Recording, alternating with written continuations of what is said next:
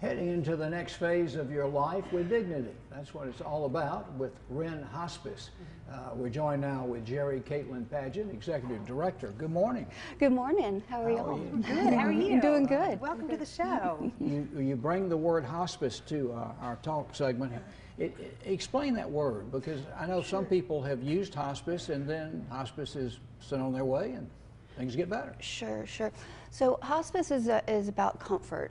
We focus on treating the person rather than the disease. It's comfort when you have a life-limiting illness. And we come in then and provide a team, more than just a nurse.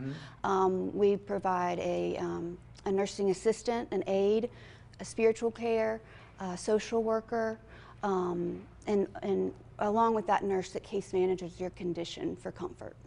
How do you two talk to a family? Because going through something, because yes, Jack, that could happen. That hospice It's rare. It's rare, but usually when hospice is called, the end of life is close, or could be close. How does someone decide like it's time? Like I feel like I'd feel so guilty, like I'm just kind of throwing my hands up, almost like I'm giving up almost. Well, what we say is that it's about quality of life, without the certainty of the quantity that we have left. Right.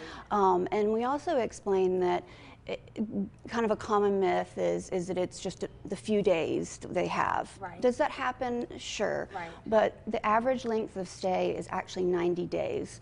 And so that kind of, we like to educate people on that. It's not that you necessarily have a week to live, that we're going to focus on the quality of life. And it can, average length of stay is actually 90 days. That's longer than I would have expected. You mentioned the word educate. I know with my mother, the hospice folks, this was 20 years ago when you were in diapers. But 20 years ago, they were with me to explain the process of my mother passing away. It was invaluable to me. And that's another piece of a part of our staff is we are educators, and we're a resource for you. Ultimately, we want to make you still feel as though you're in control. Right. But we're here to educate you on the disease process and the resources that you have to make it as peaceful as possible. Sure. I think too that it could be so helpful for someone if you have, a mom and dad that you're having to take care of. You may not be able to enjoy that time that you have left because you are having to take care of them. That's not just giving them medicine. I mean, that could be bathing. Sure. Changing diapers, that kind of stuff, things that you're like, oh my gosh, I can't believe I'm doing this to Mom. I know life is full circle, but it's like we could be trying to talk or, just take that stress away from people. Absolutely. Our CNAs do that as far as taking that bathing and help with changing and incontinent care, those things that are really difficult for a family member that's a caregiver. Yeah. So we come in and we help with that, and that's a part of the dignity, bringing dignity to that person. You touched on it, the caregiver. The caregiver needs care. Yes. And hospice, that's part of what you do. It's not just the patient, but it's the people that are exhausted trying to help. Absolutely. To do everything. We focus on the family. Right. Hospice is not just the patient, it is the family. So, 14 counties. Yes, we serve 14 counties.